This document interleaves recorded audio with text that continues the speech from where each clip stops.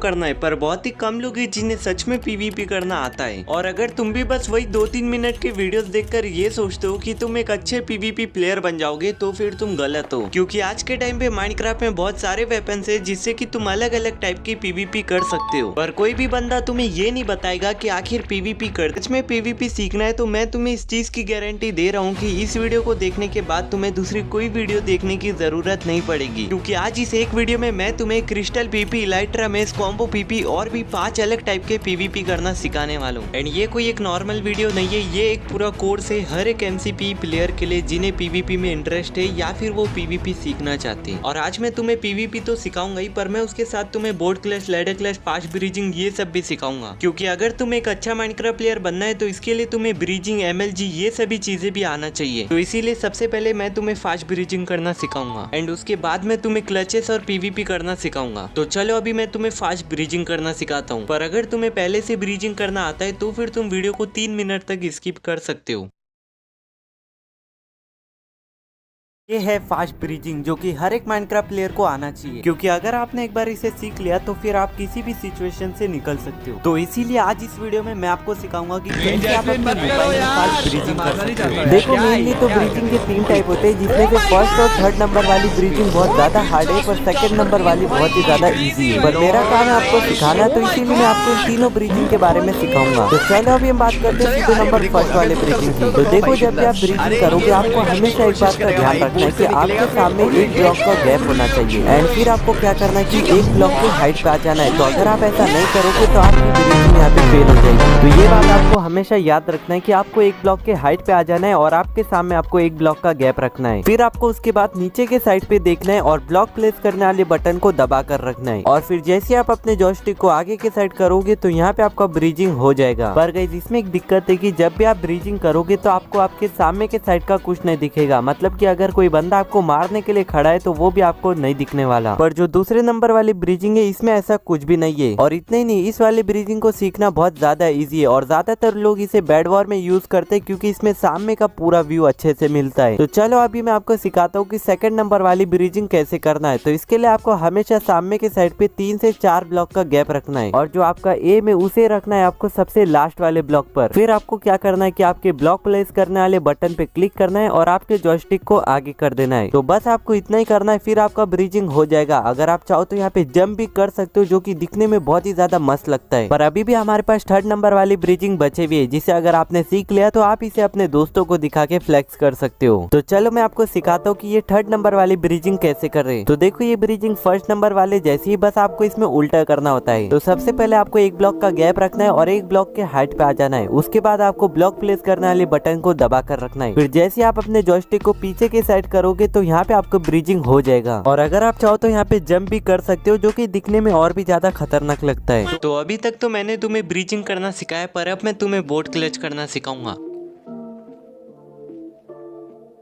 Boat clutch जो पूरे Minecraft history का सबसे हार्ड अपने मोबाइल में करूंगा और तुम सबको बताऊंगा कि मोबाइल में बोट क्लच कैसे करना होता है। मैं आपको 2 टाइप के बोट क्लच सिखाने वाला हूँ। तो पहले वाले में मैं आपको लावा के ऊपर बोट क्लच कैसे करना है वो सिखाऊंगा, और दूसरे वाले में मैं आपको सिखाऊंगा कि जब आप कहीं हाइट पे से गिर रहे होते हो तो तुम्हें कैसे अपना बोट प्लेस करके क्लच करना होता है। तो ये दोनों क्लच आज इस एक ही वीडियो में मैं आपको सिखाने वाला हूँ, तो थोड़ा ध्यान से देखना। तो सबसे पहले मैं तुम्हें सिखाऊंगा कि लावा के ऊपर बोट क्लच कैसे करना होता है। तो चलो मैं आपको सिखाता हूँ। तो अभी मैं आ चुका हूँ गेम में और मेरे सामने यहाँ पर एक लावा पुल है। देखो जब भी आप लावा के ऊपर बोट क्लच करोगे आपको थोड़ा सा पीछे आ जाना है। अब आपकी मर्जी आपको कितना पीछे जाना है। मैं यहाँ पे 10 से 12 ब्लॉक पीछे आ चुका हूँ। अब आपको क्या करना है कि आप जिस भी ब्लॉक के ऊपर खड़े हो आपको उसके सामने वाले ब्लॉक पर अपना एम सेट करना है एंड उसके बाद आपको फास्ट भागने वाले बटन पे एक बार क्लिक करना है और ब्लॉक प्लेस करने वाले बटन को दबा कर रखना है। फिर आपको लावा पुल के पास भागते हुए जाना है और जैसे आप लावा पुल के पास पहुंच जाओ आपको जंप वाले बटन को भी दबा कर रखना है, जिससे कि आपका बोट लावा में प्लेस हो जाएगा और फिर वो जल भी जाएगा। फिर आपको दोबारा से लावा में बोट प्लेस करना है और वो भी जल जाएगी। तो आपको ये चीज बार बार रिपीट करना पड़ेगा और अगर यहाँ पे आपसे एक भी गलती हो जाती है तो तुम्हारा क्लच फेल हो जाएगा। इसीलिए तो मैं तुम्हें इतना ज्यादा डिटेल में सिखा रहा हूँ। तो चलो एक बार मैं आपको फिर से करके दिखा देता हूँ। तो सबसे पहले आपको लावा पुल से थोड़ा सा पीछे आ जाना है। फिर आप जिस भी ब्लॉक के ऊपर खड़े हो आपको उसके सामने वाले ब्लॉक पे अपना एम रखना है। फिर आपको फास्ट भागने वाले बटन पे क्लिक करके ब्लॉक प्लेस करने वाले बटन को दबा कर रखना है और जैसे आप लावा के पास पहुंच पहुंच जाओ फिर आपको जंप वाले बटन को भी दबा कर रखना है, तो फिर तुम्हारा क्लच यहाँ पे हो जाएगा। पर अभी भी हमारे पास एक क्लच और बच जाता है जिसमें आप ऐसे हाइट पे से नीचे गिर रहे होते हो और आपको क्लच करना होता है। तो ये भी मैं आपको सिखा दूंगा, पर मैं आपको एक बात बता दूं कि बोट क्लच करने के लिए आपको बहुत ज्यादा प्रैक्टिस करना पड़ेगा। तो चलो अब मैं तुम्हें सिखाता हूँ कि ये दूसरा वाला बोट क्लच कैसे करना है। तो देखो मेरे पास एक ट्रिक है जिसका यूज करके तुम बहुत इजीली क्लच कर सकते हो। तो देखो अभी मैं आ गया हूँ गेम में और मैं यहाँ से नीचे क्लच करने वाला हूँ। तो सबसे पहले आपको बोट आपके हाथ में रखना है और फिर आपको सीधे जंप कर देना है। एंड जैसे आप नीचे गिरने वाले होगे तो आपको ब्लॉक प्लेस करने वाले बटन पे 2 से 3 बार क्लिक करना है, जिससे कि होगा क्या कि आपके नीचे गिरने से 3 से 4 ब्लॉक पहले ही वहाँ पे बोट प्लेस हो जाएगा। फिर बस आपको उसमें बैठना है। और 90% लोगों का क्लच यहीं पर फेल हो जाता है क्योंकि वो बोट में बैठ ही नहीं पाते। तो चलो मैं अभी आपको बताता हूँ कि यहाँ पे क्या करना है। तो देखो आप जब भी नीचे गिर रहे होगे तो आपको ब्लॉक प्लेस करने वाले बटन पे बहुत ही स्पीड में 3 से 4 बार क्लिक करना है, जिससे कि आपका बोट वहाँ पे प्लेस भी हो जाएगा और आप लोग उसमें बैठ भी जाओगे, जिससे कि तुम्हारा बोट क्लच हो जाएगा। पर इसके लिए तुम्हें बहुत ज्यादा प्रैक्टिस करना पड़ेगा। तो अभी तो तुमने बोट क्लच करना सीख लिया, तो अब मैं तुम्हें लैडर क्लच करना सिखाने वाला हूँ।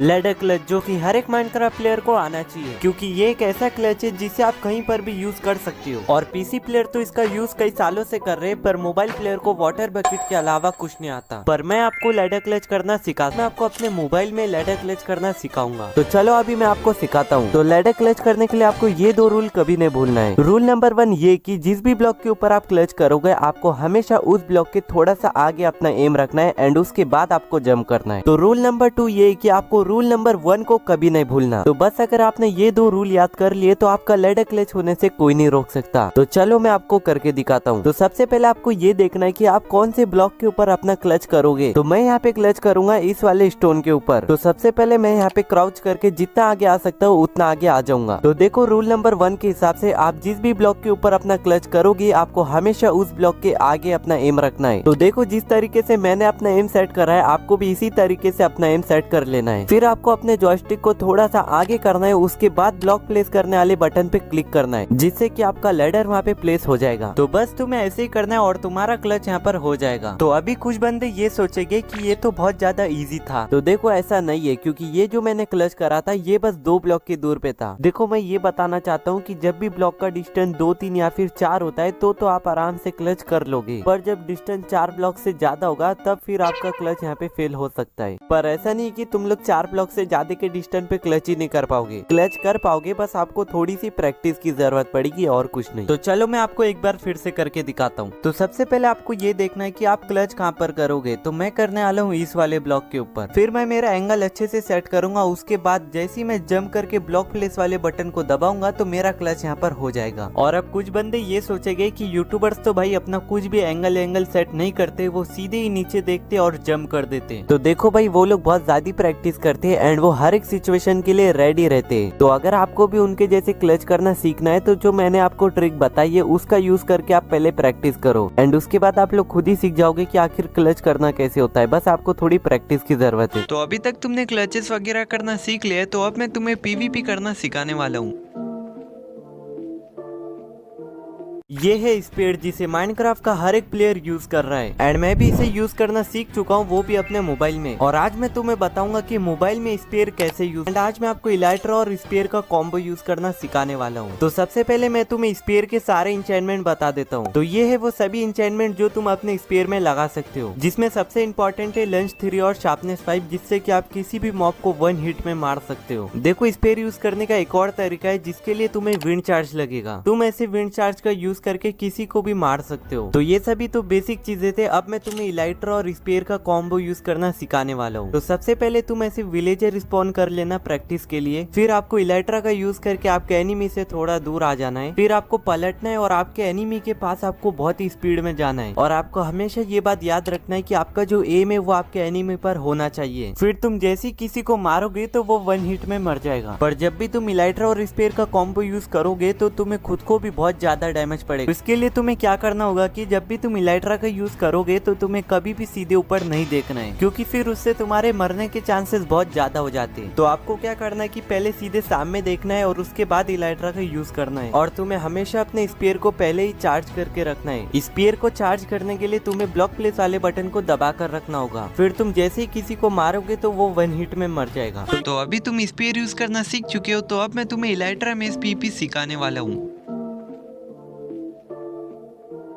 ये है मेज, जिसे माइनक्राफ्ट का हर एक पीसी प्लेयर यूज कर रहा है, पर 90% मोबाइल प्लेयर को मेज यूज करना नहीं आता। तो इसीलिए आज इस वीडियो में मैं तुम्हें मेज प्लस इलाइट्रा का कॉम्बो यूज करना सिखाने वाला हूँ, वो भी अपने मोबाइल में। तो सबसे पहले मैं तुम्हें मेज के कुछ इंचेंटमेंट्स के बारे में बता देता हूँ। तो देखो, तुम ये सभी इंचेंटमेंट्स अपने मेज में लगा सकते हो, जिसमें सबसे ज्यादा इंपॉर्टेंट है विंड बस्ट और डेंसिटी 5। तो अभी मैं तुम्हें कुछ बेसिक चीजों के बारे में बता देता हूँ, देखो। और तुम्हें एक बात हमेशा याद रखना है कि जब भी तुम विंड चार्ज का यूज करोगे, तुम्हें साथ में जंप वाले बटन पे भी क्लिक करना है, जिससे कि तुम बहुत ज्यादा हाइट पे आ जाओगे और फिर तुम किसी भी प्लेयर को बहुत ज्यादा डैमेज कर सकते हो। और ये ट्रिक तुम्हें पीवीपी में बहुत ज्यादा काम आएगा, तो तुम इसकी प्रैक्टिस कर सकते हो। तो अब मैं तुम्हें सिखाने वाला हूँ कि मेज प्लस इलाइट्रा का कॉम्बो कैसे यूज करते हैं। तो देखो, तुम्हें सबसे पहले एक आयरन गोलेम को स्पॉन कर लेना है प्रैक्टिस के लिए। फिर तुम्हें इलाइट्रा पहनना होगा, जिसके लिए तुम्हें ब्लॉक प्लेस करने वाले बटन पे एक बार क्लिक करना है। फिर तुम्हें इलाइट्रा का यूज करके हाइट पे आ जाना है, और फिर जब तुम नीचे देखोगे तो तुम्हारा जो एम है उससे तुम्हें अपने एनिमी के ऊपर सेट करना होगा। उसके बाद तुम्हें इलाइट्रा हटा के चेस्ट प्लेट पहनना है और फिर अपने एनिमी को हिट करना है। देखो, इलाइट्रा हटाने की कोई जरूरत नहीं है, पर तुम्हें उसके जगह पे क्या करना होगा कि जब भी तुम अपने एनिमी को हिट करोगे, तुम्हें उसके पहले अपने जंप वाले बटन पे एक बार क्लिक करना पड़ेगा, जिससे कि तुम्हारा इलाइट्रा बंद हो जाएगा और फिर तुम्हें अपने एनिमी को हिट करना है। देखो, तुम इलाइट्रा हटा के चेस्ट प्लेट पहन सकते हो या फिर जंप बटन पे क्लिक करके इलाइट्रा को ही बंद कर सकते हो। दोनों ही सेम काम करते हैं, बस लोग प्रोफेशनल दिखने के लिए इलाइट्रा हटा के चेस्ट प्लेट पहन लेते हैं। देखो, ज्यादातर लोग इलाइट्रा हटा के चेस्ट प्लेट का यूज करते हैं, तो मैं तुम्हें ये चीज एक बार फिर से अच्छे से सिखा देता हूँ। तो सबसे पहले तुम्हें इलाइट्रा का यूज करके हाइट पे आ जाना है, और फिर तुम नीचे देखोगे तो तुम्हारा एम अपने एनिमी के ऊपर होना चाहिए। फिर तुम्हें इलाइट्रा हटा के अपने एनिमी को हिट करना है। उसके बाद तुम्हें फिर से इलाइट्रा को पहन लेना है। तो तुम्हें इसकी बहुत ज्यादा प्रैक्टिस करना पड़ेगा, पर तुम सीख जाओगे। तो अगर तुम इलाइट्रा में पीपी सीख चुके हो, तो अब मैं तुम्हें मेस और स्पीयर का एक कॉम्बो यूज करना सिखाने वाला हूँ।